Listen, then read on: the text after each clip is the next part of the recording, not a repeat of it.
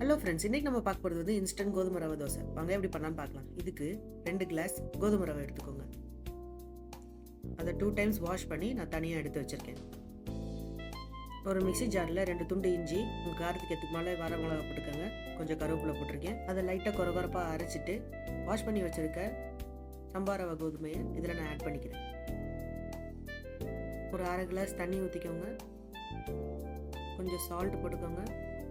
கொஞ்சம் கொத்தமல்லி தலை போட்டுக்கோங்க. இது எல்லாத்தையும் நல்லா அரைச்சிக்கோங்க. இதில் ஒரு 1/4 கப்பு அரிசி மாவு சேர்த்துருக்கேன் நான். இது எல்லாத்தையும் நல்லா மிக்ஸ் பண்ணி ஒரு 10 to 15 மினிட்ஸ் மூடி வச்சுருக்கேன். 15 மினிட்ஸ்க்கு அப்புறம் சுட்டு எடுத்தீங்கன்னா அருமையான இன்ஸ்டன்ட் சம்பா ரவை தோசை ரெடி. பட் ஆனால் இந்த தோசை ரொம்ப முருகலாக வராது, கொஞ்சம் மொந்தமாக தான் வரும். பட் ஆனால் ரொம்ப டேஸ்டியாக இருக்கும். வீடியோ லைக் பண்ணுங்கள், ஷேர் பண்ணுங்கள், கமெண்ட் பண்ணுங்கள், மறக்காமல் சப்ஸ்கிரைப் பண்ணுங்கள். தேங்க்யூ ஃபார் வாட்சிங்.